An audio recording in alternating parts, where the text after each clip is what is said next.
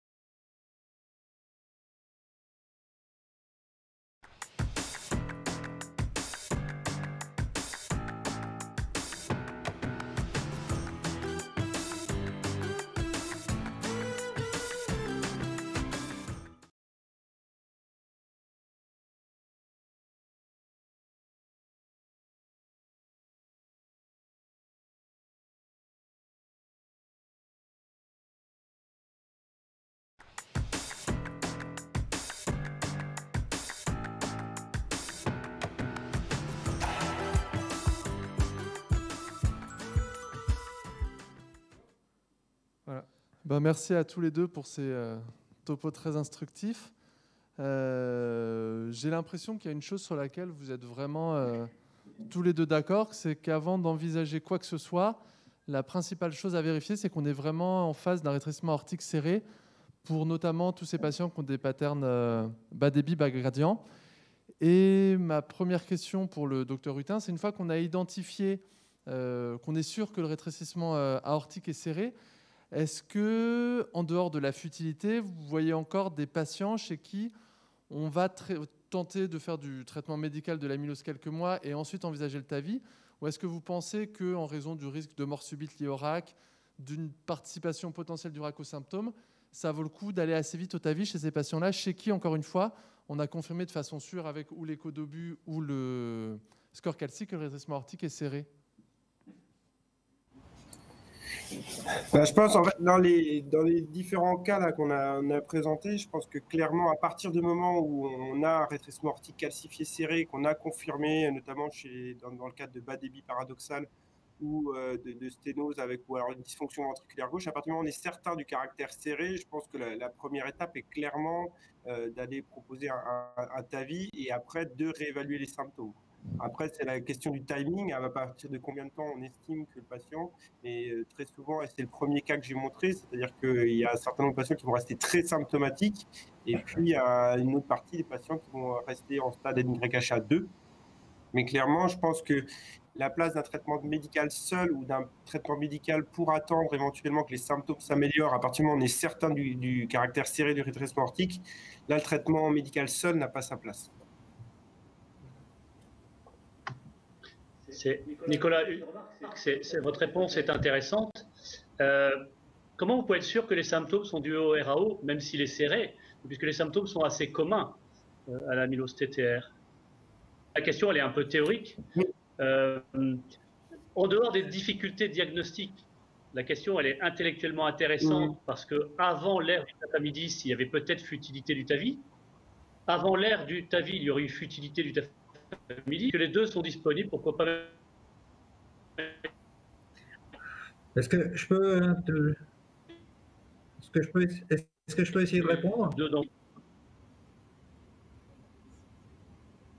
Oui, bien sûr.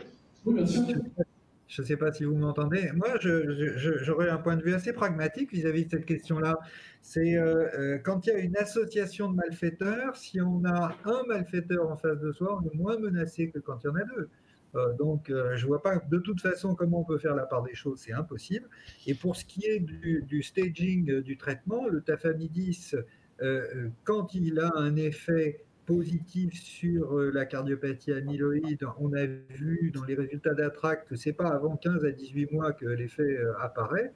Donc, il n'est pas possible d'espérer une amélioration quelconque avec le tafamidis.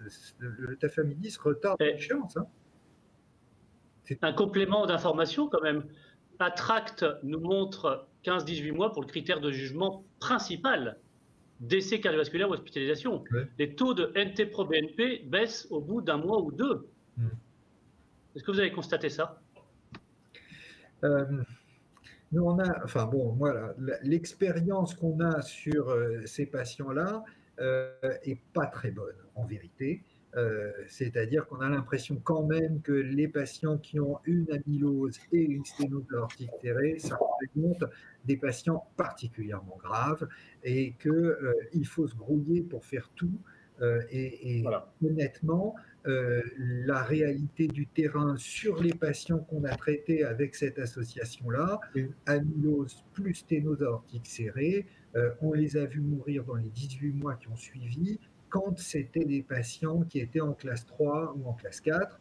Oui. On l'a fait quand même parce que c'est difficile de ne pas donner sa chance à quelqu'un qui, par ailleurs, est parfait sur le plan cognitif. Enfin voilà, c'était éthiquement difficile à refuser. Mais on savait qu'on était parti sur un gros match et on l'a perdu avant 3 ans pour tous les patients qu'on a traités. C'est-à-dire quand on dit une moyenne de survie 3 ans et demi quand on a une amylose sénile, je pense que la médiane de survie quand on a une amylose sénile et une sténose aortique serrée même avec un TAVI, on n'est pas au-delà de 300 mg de sucre. Non, on est bien d'accord qu'ils additionnent deux pathologies qui en elles-mêmes ont de la gravité, et ce sera toujours les malades les plus graves. Mais soit on pense que sur l'état général, la fragilité, les comorbidités, on n'a pas assez de probabilité de l'améliorer, soit il faut faire les deux et assez vite, parce que l'un ne contre-indique pas l'autre. Et comme l'analyse des symptômes, qui était la réponse de M. Hutin, elle est intéressante, mais elle n'est pas facile. On a aussi des RAO qui ne sont pas si serrés que ça, et qui vont au TAVI parce qu'ils sont très essoufflés, mais la dyspnée n'est peut-être pas liée au RAO s'il n'est pas si serré. Je pense qu'il y a une vraie question de difficulté diagnostique de l'une ou de l'autre, autant que de choix thérapeutiques dans leur séquence. Si on est sûr des diagnostics, il faut y aller vite. Non. Alors, ce que je disais, moi, j'ai cru comprendre que vous n'avez pas vu les diapos, mais dans ma préparation, dans ma présentation à la fin, je disais retour d'expérience personnelle des équipes. Car quand on regarde les patients qu'on a traités il y a 5 ans, il y a 10 ans, de temps en temps, on revoit des dossiers de patients pour lesquels, avant qu'on pense à l'amylose, on se disait ah ouais, quand même, c'est une sténose aortique. Oh, il doit être très serré, il est très hypertrophié. Ah ouais, mais la surface n'est pas si serrée. Et en fait, a posteriori, pour quelques patients, on se rend compte qu'on a traité des amyloses avec une sténose aortique modérée et curieusement un très mauvais résultat. Ben voilà, il arrive qu'on rattrape des diagnostics a posteriori. Alors, c'était plutôt après chirurgie d'antan, mais et puis, clairement, et de toute façon, je pense que les stratégies et les études prospectives qui vont être menées doivent prendre en compte vraiment le type de sténose aortique. C'est-à-dire que le raisonnement ne va pas du tout pareil sur une sténose aortique modérément serrée symptomatique. On sait qu'il y a Unload qui est une étude qui va évaluer, par exemple, le bénéfice. À partir du moment où on n'a pas d'autres moyens d'améliorer la symptomatologie, éventuellement d'aller traiter cette valvulopathie aortique. Et c'est vrai également dans le bas débit paradoxal. Et on sait très bien que ces patients peuvent être symptomatiques en raison de l'amylose, mais également en raison de la valvulopathie aortique. Mais comme l'a dit Thibaut tout à l'heure aussi, c'est-à-dire que ce n'est pas parce que vous avez débuté le tafamidis qui va agir tout de suite rapidement. Et puis les dépôts qui sont là, ils sont là. Donc à partir du moment où la contrainte sur le ventricule gauche elle est liée aux deux pathologies, à partir du moment où on est certain, notamment si on est certain du caractère serré du rétrécissement aortique, on se positionne en dehors des guidelines habituels. Et même si on n'est pas certain que les symptômes sont reliés à la valvulopathie aortique, je pense que c'est logique d'aller le traiter dans ce cas-là. On n'a pas tout à fait le même retour d'expérience que le professeur Slama, parce qu'on a commencé, on a traité quelques dizaines de patients qui avaient un RAC serré et une amylose documentée. On a probablement traité d'autres qui avaient un RAC serré et une amylose non documentée, mais des patients très phénotypés, on a traité pas mal. Et en termes de pronostic à 1 an, et on les a suivis là jusqu'à 2-3 ans, on a assez peu de différence avec les patients qui n'ont pas d'amylose. C'est-à-dire qu'à 1 an, on a exactement la même survie post-TAVI que des patients qui n'ont pas d'amylose.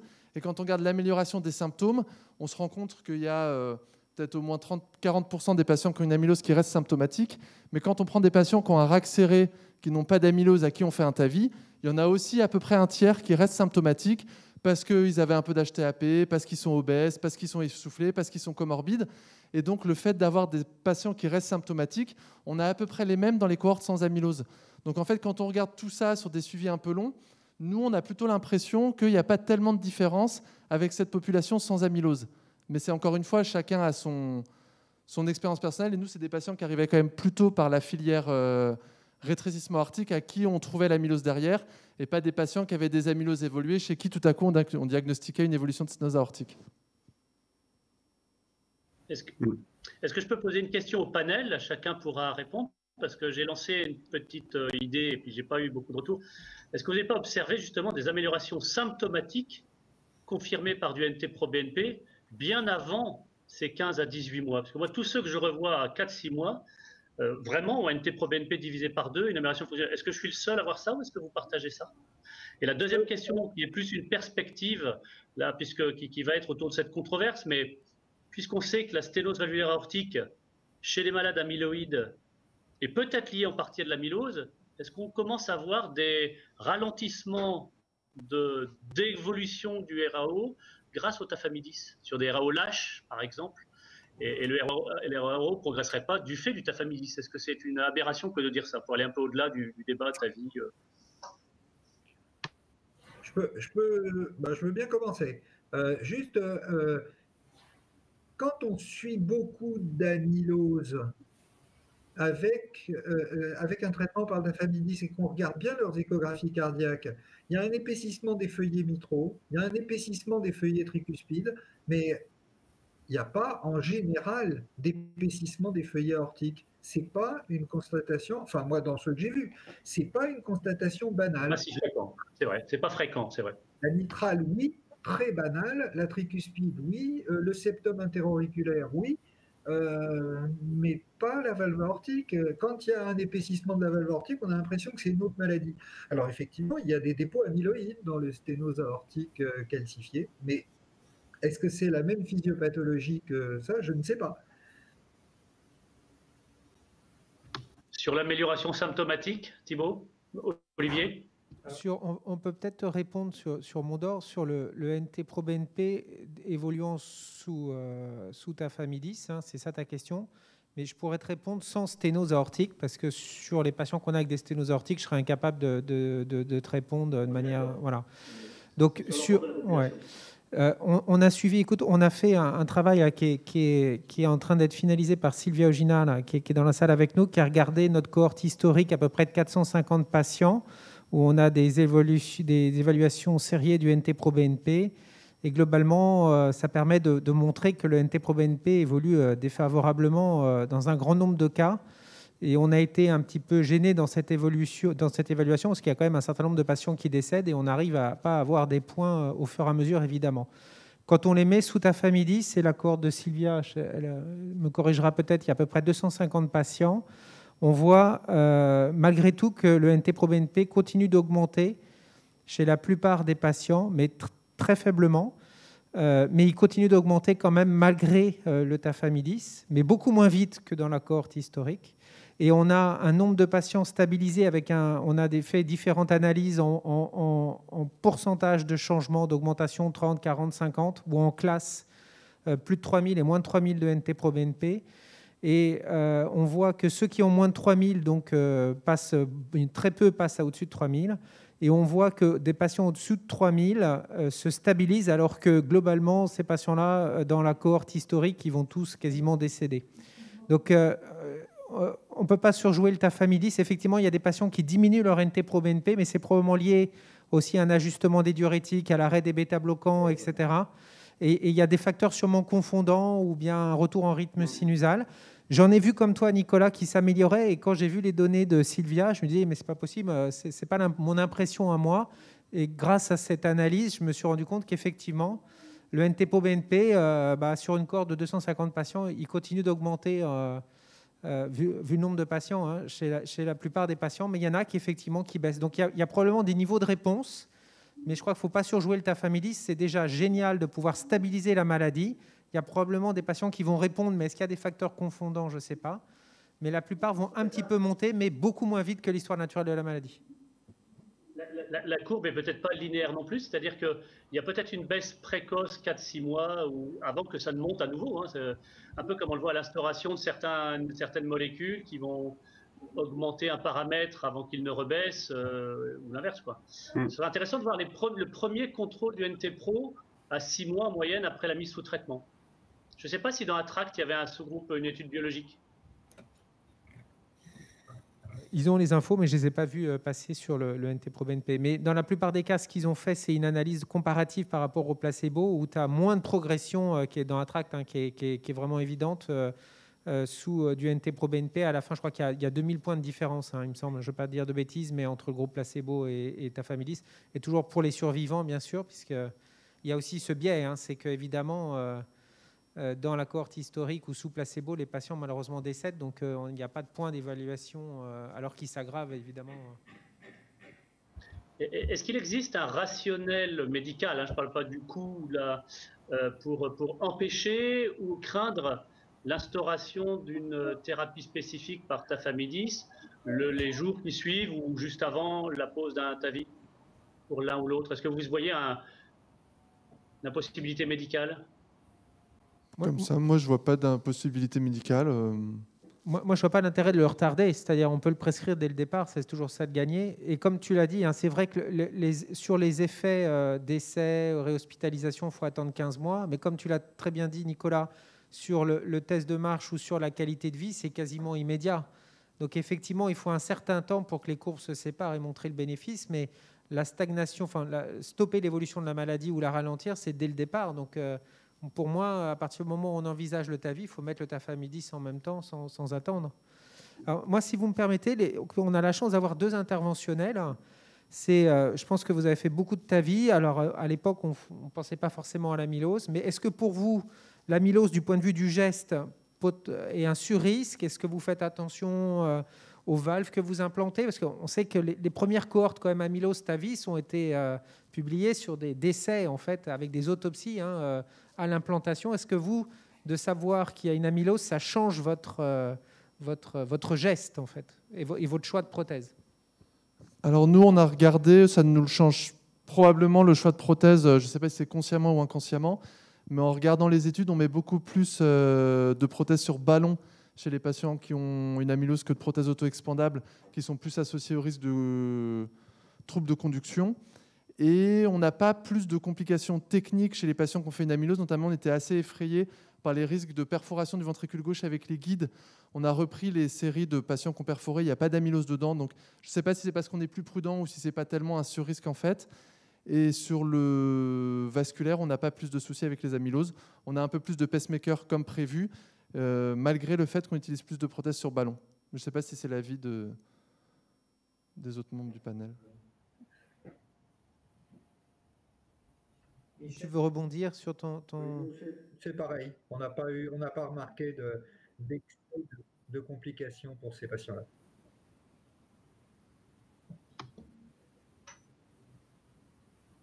Est-ce que je peux profiter là que vous soyez présent, ou Thibaut surtout, pour une question qui un petit peu en marge.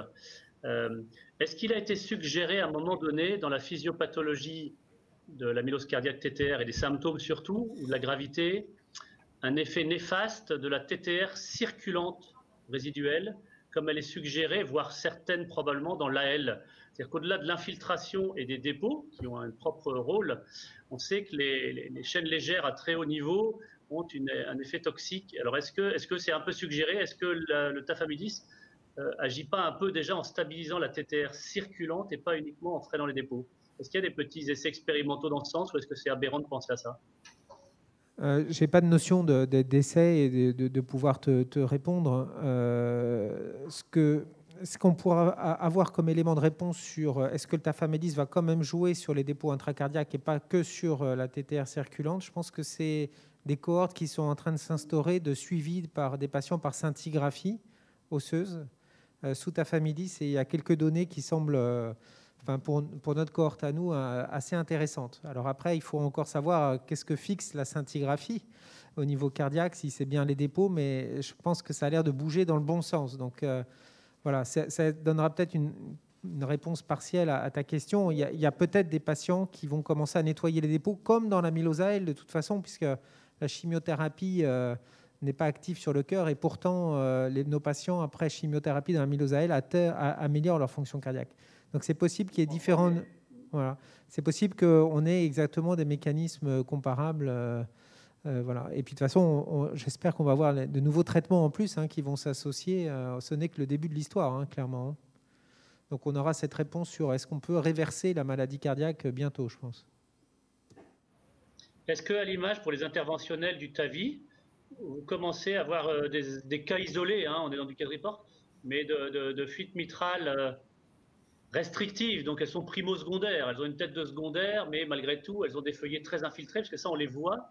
Est-ce que vous avez vu des procédures de fermeture percutanée en particulier, du clip, ou pas du tout? On n'a pas du tout le problème dans votre expérience interventionnelle? Nous, je pense qu'on a dû clipper 1 ou 2 malades qui avaient une fuite fonctionnelle sur une amylose. Mais je dis ça de mémoire, je n'ai pas regardé récemment. On ne l'a pas fait. Ouais, ça arrive, et effectivement... Je dois dire qu'on ne s'est jamais trouvé devant cette situation de nécessité de clipper une mitrale chez une amylose cardiaque. Oui, les fuites sont très volodépendantes, elles sont plus secondaires qu'elles ne sont primaires pour moi, mais bon, je ne suis pas expert de la mitrale, donc je pose la question. Ouais. Olivier Hutin, je ne sais pas s'il a entendu parler de ça sur sur Nancy? Non, on n'en voit pas. Oui, des fuites atriales fonctionnelles. Moi, j'ai l'impression qu'on n'en observe pas beaucoup, quoi. Malgré qu'il y ait la fibrillation atriale qui s'en mêle, qu'il y ait les pressions qui sont augmentées. Je trouve que ce pas des patients. Alors après, est-ce que c'est des patients adaptés pour le clip, vu qu'ils auront des valves qui seront quand même épaissis, donc qui seront éventuellement qui sont plus difficiles, accessibles à un clip. Mais honnêtement, nous, dans notre cohorte, on n'a pas énormément de patients avec fuite mitrale. Enfin, ce n'est pas un problème central, quoi. On a 1 ou 2 cas isolés qui ont souvent des cardiopathies ischémiques associées avec dysfonction VG. Mais sur des patients à FE préservé, ce n'est pas l'IM. Non. Alors, c'est des histoires déjà. Effectivement, on en a eu quelques-uns qui ont été clippés, soit chez nous ou dans d'autres centres, qui sont arrivés chez nous après avoir été clippés. Et donc, en fait, tout est possible. En fait, on a même eu des patients qui ont été alcoolisés en fait pour des obstructions, parce que les obstructions aussi sont pas si rares que ça dans les amyloses TTR sauvages, même héréditaires, mais et on a eu des patients qui ont été alcoolisés. Personnellement, ça me ferait plutôt une frayeur d'alcooliser une amylose, mais bon, ces patients-là, on les a vus, donc ils ont survécu à l'alcoolisation. Donc effectivement, je pense que tout peut se voir. Après, du point de vue structurel, effectivement, c'est vous les interventionnels, mais clipper une valve très épaissie, je ne sais pas quel est le niveau de friabilité de la valve quand il y a des dépôts d'amylose, mais ça ne donne pas forcément super envie, quoi. Pour le bénéfice du patient, surtout c'est des sujets très âgés, quoi. Il faut vraiment... C'est les patients qu'on a fait, c'est vraiment, comme dit Thibaut, des histoires de chasse, des patients qui avaient des grosses fuites parfois plurifactorielles. Et c'est pas autant on a fait pas mal de TAVI chez des amyloses, autant des procédures mitrales. Si on en a fait 1 ou 2, je pense que c'est le grand maximum. Donc, par contre, il y a une association qui est très fréquente chez ces patients-là, c'est la maladie coronaire, la vraie.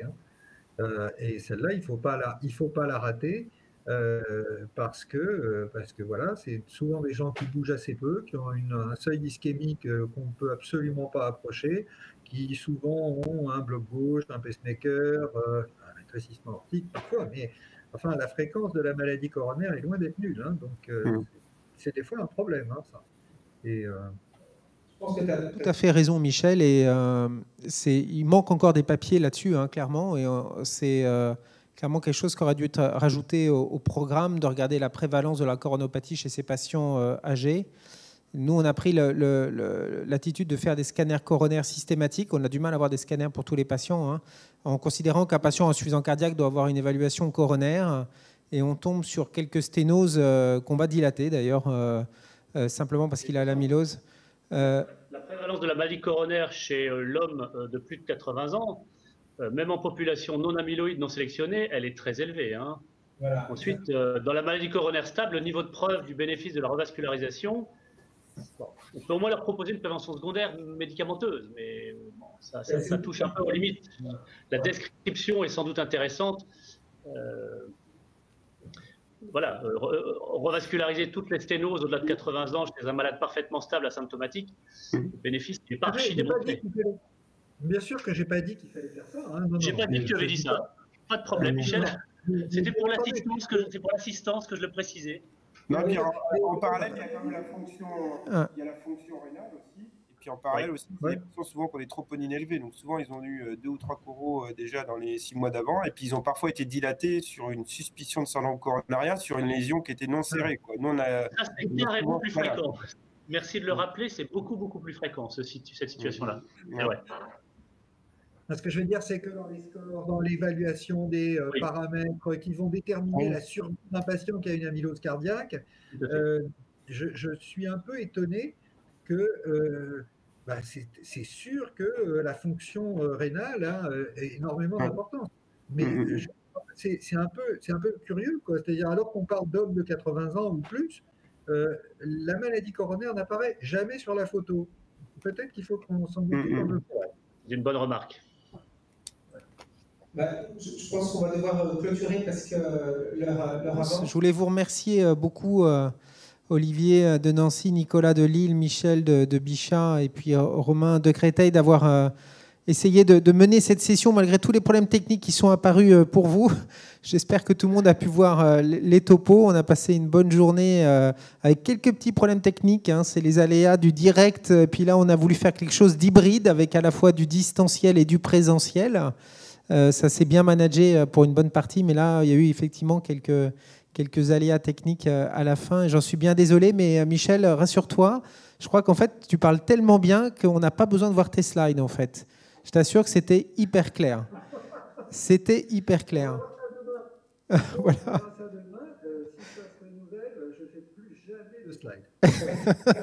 Écoute, je te prends au mot, mais en tout cas, c'était vraiment très clair. Et merci beaucoup à vous. Merci à vous tous qui avez assisté à ce 3e MAC, donc maintenant en format hybride, digital, présentiel. Merci donc de continuer merci à tous les orateurs et les modérateurs d'avoir fait ces magnifiques topos malgré toutes ces contraintes distancielles. Et puis merci à nos partenaires et au sponsoring ou au partenariat de la filière cardiogène, du GIC, qui nous a soutenus dans cette publicité, et puis le réseau Amylose. Merci à l'Association française contre l'amylose qui a fait l'introduction de cette journée et qui se rappelle à tous les cardiologues qui prennent en charge ces patients, qui sont là pour aider nos patients. On a vu pendant toute la journée que l'amylose, évidemment, il y avait le cœur, l'amylose cardiaque sauvage, il y avait le cœur, mais il n'y avait pas que le cœur, et qu'il y avait une altération importante de la qualité de vie avec un retentissement psychologique non négligeable pour le patient et également pour les aidants, et qu'eux, ils sont là pour justement entourer les patients et nous aider à essayer de les améliorer. Donc n'hésitez pas à contacter l'association pour aider vos patients et mettre vos patients en relation avec l'association. Je voulais vous dire aussi à demain, pour ceux qui sont intéressés par la journée francophone multidisciplinaire des amyloses. On a vu qu'effectivement, l'amylose devient de plus en plus multidisciplinaire. Cette année, dans ce MAC, on a vu l'apparition des rhumatologues, des médecins internistes, des gériatres. On avait avant, dans les journées francophones multidisciplinaires, déjà la filière FAI2R, la filière Marie, qui était avec nous, la filière cardiogène et la filière NERF. Donc on élargit encore le nombre de médecins concernés par l'amylose, et tout ça, c'est très encourageant pour traiter le plus de patients. Donc vous pouvez vous inscrire si vous voulez pour recevoir les topos. Vous pouvez aller sur le site www.réseau-duo-amylose.org pour vous inscrire au JFMA si vous ne l'êtes pas. Si vous n'êtes pas là, vous pouvez au moins après recevoir les topos directement chez vous. Et puis samedi, il y a une première aussi si vous êtes intéressé, ou pour vos correspondants. C'est les premières JAC, donc c'est les journées amylose cardiaque pour les cardiologues, donc qui est faite en partenariat avec le CNCF, et on aura la chance d'avoir le président du CNCF, Pierre Sabouret, qui nous parlera de l'amylose vue par les cardiologues libéraux. C'est un webinaire qui dure de 10h à midi, et la très bonne nouvelle pour vous dire qu'on ne va pas chômer dans le futur, c'est qu'on a dépassé les 1000 inscrits à ce webinaire un samedi 18 décembre. Alors peut-être que c'est le confinement qui joue et qu'ils ne vont pas aller faire leurs courses. Mais en tout cas, voilà, 1000 inscrits, 1000 cardiologues en francophonie, faut être clair, qui s'intéressent à l'amylose. Donc voilà, de quoi améliorer sûrement le dépistage, avoir des diagnostics plus précoces. Parce qu'on a bien vu que c'était évidemment un enjeu. C'est qu'on est là pour maintenant assurer la prise en charge de ces patients dans les centres hospitaliers experts, de la filière cardiogène et autres. Et on s'est beaucoup amélioré, on a beaucoup appris depuis ces dernières années, mais on voit que l'enjeu crucial, c'est d'avoir les patients diagnostiqués plus tôt pour pouvoir bien sûr mieux les traiter. Et puis on a le tafamidis, mais beaucoup d'autres médicaments qui arrivent. Voilà. Merci beaucoup à tous, merci à ceux qui étaient là et qui ont tenu dans l'auditorium de 600 m² avec des distances de sécurité. Et merci à tous les orateurs et les modérateurs, et à demain et à samedi. Merci, au revoir.